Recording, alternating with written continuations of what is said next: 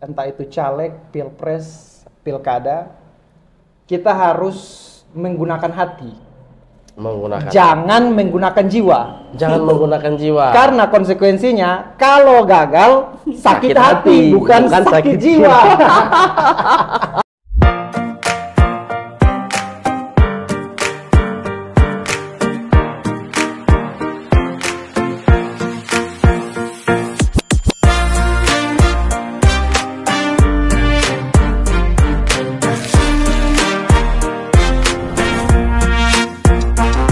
Kembali lagi di Podcast Reaction. Tapi begini, ini dua orang tua sebenarnya sudah cocok.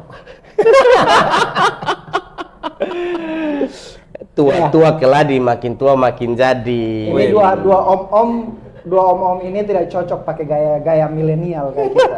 Jadi kita milenial loh, tahun milenial 80-an. 80-an bukan. Milenial itu 90-an. Oke, kita bakalan membahas tentang caleg yang gagal duduk di kursi parlemen. Apa yang terjadi dengan mereka, teman-teman? Apa yang terjadi dengan para caleg ini? Ada kabar berita yang lagi viral? Banyak ya? Ini memang jadi serba salah. Karena kalau mau bahas kesannya mengejek, soalnya bahas, tidak bahas, rasa-rasanya tidak ada pelajaran dari situ. Ada caleg. Seru nih. Itu baru bilang caleg. Belum yang lain. Oke.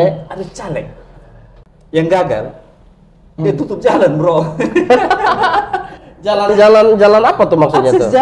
Akses jalan. Wow. Dia pagar, dia tembok. Di tembok pagar, di tembok jalan ya. Jadi ada banyak sekali beragam hal yang terjadi pada calon anggota legislatif yang gagal menduduki kursi parlemen. Dan hasilnya juga ada beragam hal yang terjadi, mulai dari ada yang sampai pingsan, ada yang kesehatannya terganggu, ada yang tutup jalan, ada juga yang stres karena hutang, ada juga yang sampai bercerai dengan pasangan. Nah, itu ada banyak sekali kejadian yang terjadi akibat dari gagalnya menjadi anggota legislatif. Jadi kalau menurut bro berdua, apa sih yang menyebabkan ada banyak reaksi-reaksi negatif setelah pemilu kemarin? Pertama yang pasti pendidikan politik yang kurang. Pemahaman politik yang salah, pola berpolitik yang salah. Contohnya begini ya, ada caleg yang dia ngutang 1 miliar bro. Jadi ngutang 1 miliar pakai gadai rumah dan gagal nyalek. Dia tidak terpilih. Jadi sekarang dia terancam untuk kehilangan rumah, kehilangan harta bendanya. Itu sekarang posisinya lari dari rumah bro. Itu yang bahaya. Nah ini pendidikan politik yang tidak benar, pendidikan politik yang salah inilah yang membuat orang yang terjun ke dunia politik ini akhirnya mengalami banyak gangguan. Gangguan mentalnya, gangguan jiwa, kan ada yang sampai gila kan, sampai kehilangan pasangan dan lain sebagainya. Jadi memang pola politik, pelajaran politik ini yang sebenarnya salah diimplementasikan dalam kehidupan dia. Kalau saya gitu bro. Ini ada satu tulisan dari media Indonesia. Aksi calon legislatif atau caleg yang stres, mulai dari meminta kembali uang, bengong-bengong sendirian, duduk dengan tatapan mata kosong, duduk sendirian di bantaran kali dari pagi hingga malam. Jadi kalau saya itu ada ungkapan begini, kalau mau terjun ke dalam dunia politik, entah itu caleg, pilpres, pilkada, kita harus menggunakan hati. Jangan menggunakan jiwa. Jangan menggunakan jiwa. Karena konsekuensinya kalau gagal sakit hati, bukan sakit jiwa. Gitu. Nah, karena kan itu konsekuensinya dari pendidikan politik. Tetapi ada satu hal yang mungkin menurut saya itu menjadi hal mendasar. Kenapa terjadi banyak hal-hal negatif setelah pesta politik kemarin. Bukan berarti tidak ada hal positif. Banyak juga caleg yang gagal, tetapi menyikapinya dengan hal yang sangat positif. Ada caleg yang meskipun gagal, dia membuat satu baliho besar yang bertuliskan terima kasih kepada rakyat yang memilih.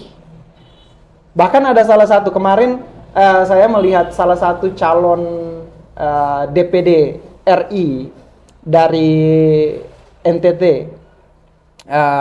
yang mana dia posisinya ada di urutan kelima, sedangkan yang dapatkan cuma 4 kursi untuk NTT.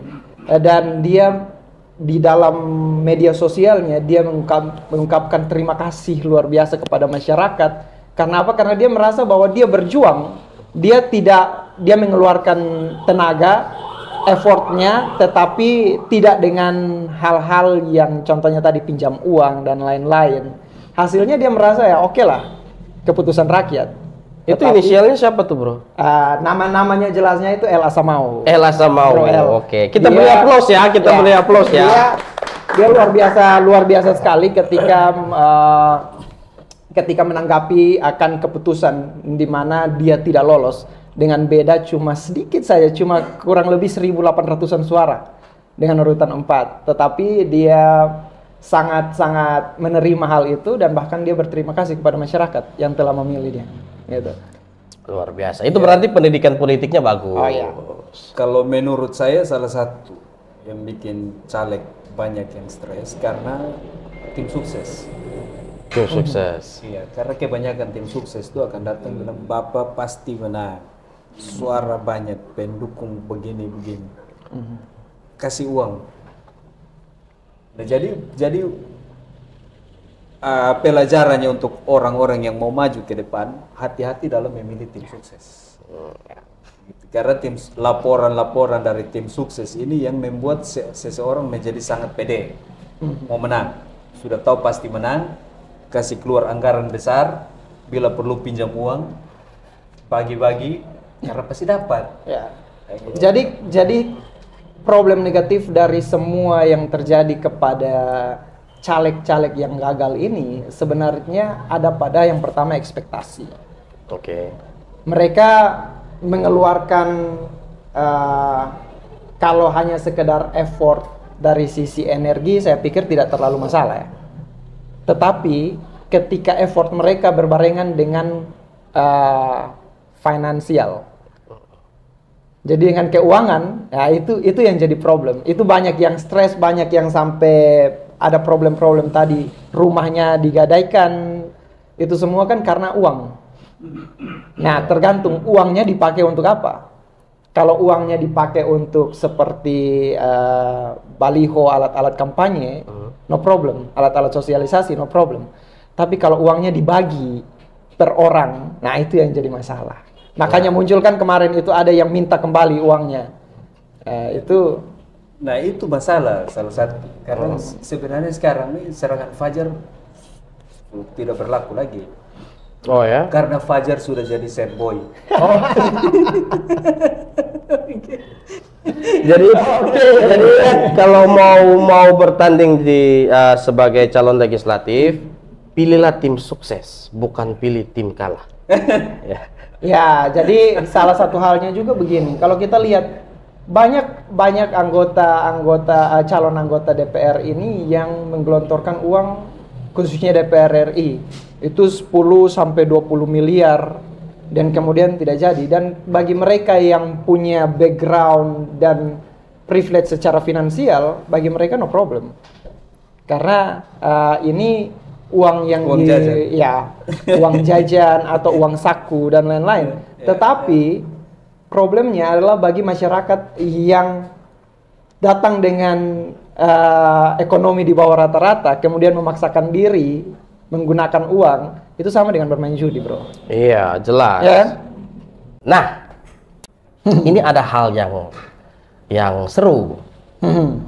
Jadi mantan petinju kita, ini isu lokal ya. Iya, isu lokal kita. Mantan petinju kita sekaligus mantan Kapolda NTT. Bapak Joni Asadoma maju sebagai calon gubernur. Bakal calon gubernur. Ya. Jadi ini dia lagi cari lawan sparringnya ini. Siapa kira-kira lawan sparring yang sepadan dengan Mr. Johnny Asadoma? Iya. Kita lihat. Tapi sebelum sampai kepada pertarungan, pertanyaan besarnya adalah dia mau masuk dari pintu mana? Nah, ini info A1 bro. Yoi. Jadi, memang sempat diisukan bahwa beliau akan maju dari independen. Oke. Tetapi beberapa waktu yang lalu muncul juga isu baru bahwa beliau sedang dilirik oleh beberapa partai. Pak Johnny Asadoma ini punya kedekatan yang luar biasa juga sama Pak Victor, Laiskodat, dan juga dengan Partai Nasdem. Kemarin saya lihat itu pamflet, desain pamfletnya itu ada warna-warna Nasdem di situ. Warna biru. Itu menjadi sebuah hal yang seru karena setelah mantan premanjat muncul lagi mantan polisi kan begitu. Bukan hanya mantan polisi bro, pengusaha juga. Iya. Orbias muda. Yo. Kan beliau juga sudah ada ancang-ancang mau maju. Jadi Iya, memang isu-isunya seperti itu ya. itu pasti jadi lawan yang cukup luar biasa ya untuk Pak Johnny. Iya. Jadi ini ketika bicara ini pilkada NTT ini menarik sekali. Jadi mungkin di dalam beberapa waktu ke depan kita bakalan angkat topik ini secara khusus di dalam segmen Dispot kita nanti ya. Jadi itu ada Frans Aba. Kemudian Ibu Emi Nomleni juga jadi salah satu kandidat, Ibu Emi Nomleni dan juga Pak Ansi Leman. Nah, kedua orang ini kan mereka berdua dari satu partai. Jadi kita bakalan lihat siapa, karena kemarin kalau melihat pada hasil pleno provinsi kemarin, Pak Ansi lolos ke Senayan. Dan kemungkinannya lolos ya. Ya, kemungkinan lolos.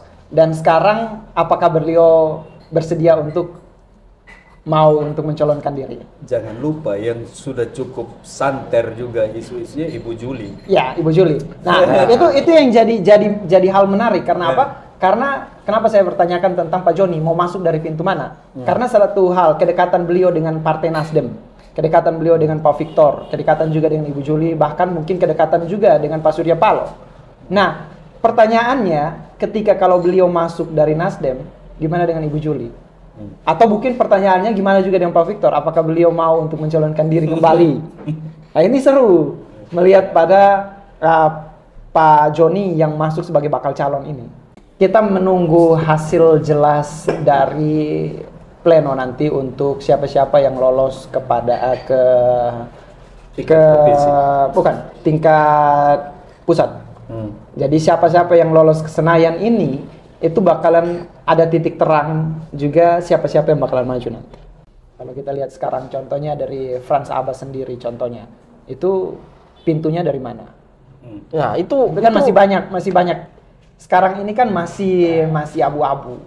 Frans Aba ini sebuah sosok yang menarik sebenarnya ya. Karena hampir setiap ada pilkada gubernur, nama dia selalu muncul gitu loh. Tapi dia masuk sebatas bakal calon nih, belum pernah dia jadi calon gitu loh. Ya. Tapi bro, karena memang mencari pintu ini juga tidak gampang, gitu. Oleh karena itu pertanyaannya akan kembali kepada lewat mana mau masuk, gitu. Menurut bro gimana? Ya kalau menurut saya ya sekarang nih nama-nama ini dimajukan untuk membaca peta kekuatan. Membaca peta. Ya. Jadi Iya. next di spot kita bakalan ulik satu-satu. Iya. Satu-satu bakal calon ini. Kekuatannya sampai di mana, apa kelebihan dan kekurangan mereka masing-masing. Jadi itu topik untuk di spot kita selanjutnya nanti. Makanya partai-partai besar belum berani ambil langkah siapa calonnya.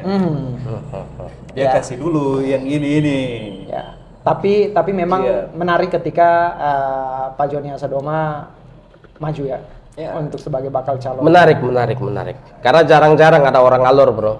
Iya. Iya. Ada Fritz Alor Boy. beliau itu mau calon jadi menteri. Ya. Beliau calon menteri. Calon menteri ya. Oke. Menteri Perana. Fritz Alorboy, dimanapun Anda berada, saya akan undang kamu untuk datang di podcast kita nanti ya. Kamu tunggu saja. Ini seru sekali untuk melihat gimana komentarnya. Kemarin Fritz Alorboy udah kasih komentar terkait Pak Joni Asadoma. Ya. Dia mendukung Pak Joni Asadoma untuk maju sebagai calon gubernur. Jadi saya suka dengan gimana cara Fritz ini berkomentar. saya bakalan ngundang dia untuk datang ke sini. Oke, harus siap, podcast siap, bersama siap. dengan Fritz ini. Biar menarik ya. Oh iya. Masalahnya Fritz masih di Jakarta. Oh iya, masih sibuk sama Pak Iya, Anies. masih sibuk dengan nomor 1. Beliau mungkin mau ngusung hak angket juga itu. tapi bro, tadi Atau mungkin yang ikut demo tuh ada Fritz di situ. iya dia memang aktif ikut demo Ya. dia. Tapi- Kalau kita pantau dari sosial Iya, media. dari sosial medianya kan sering yang dia ke sini naik itu kan ikut demo di sini, ikut demo di sini. Oke. Tapi menarik waktu Bro bilang nama Franz Abba ini selalu muncul di setiap kali ada pilkada. Iya. Karena saya ingat sebelum ada pencalonan capres, baliho Caimin jadi wakil presiden itu sudah tersebar di seluruh Indonesia. Mm-mm. Kalau kita lihat, ini menurut Bro siapa-siapa calon kuat? Calon kuat. Menurut saya kalau untuk saat ini ya, kalau kita melihat masalahnya kan ini petanya belum jadi ya. Oh iya. Jadi ada baru sekedar gambaran ya. Ya. Kalau gambaran sekarang sih calon kuat yang pertama satu Pak Joni, yang kedua Pak Melki Ya, Lakalena. Lakalena, Ya, itu salah satu nama yang juga Ya. menjadi kandidat kuat ya. yang Pak ketiga Pak Hansi, Iya. terus Ibu Juli. Ibu Juli. Kalau saya 4 nama ini, Mhm. begitu. Bro, kalau ngomong kuat, Pak Joni Asadoma kuat. Kenapa? Mantan Mantan petinju. petinju. Coba taruh di ring. Oke, oke. Saya pun tidak berani. Kalau kuat Pak Joni yang kuat. Ya. Jadi Oke. Oke guys. Mungkin ini podcast reaction kita untuk kali ini ya. Yep. Jadi disclaimer buat semua penonton CI podcast podcast reaction kita di edisi kali ini. Ini semua reaksi kita secara pribadi. Kita melihatnya dari kacamata kita secara pribadi berkaitan dengan topik-topik yang dilihat pada media sosial. Tidak ada maksud dari kita untuk menjatuhkan atau hal-hal lain. Yang kita sampaikan di sini adalah pure reaksi kita sebagai warga NKRI. warga NKRI terkait dengan berita-berita yang muncul di media. Oke. Dan kita Sampai di sini dulu jumpa kita dalam podcast reaction kali ini. Salam olahraga. Sampai bertemu lagi dalam podcast reaction berikutnya. Jangan lupa like, subscribe. dan komen. Oke, akhirnya sampai jumpa dalam podcast reaction selanjutnya, guys. Bye bye.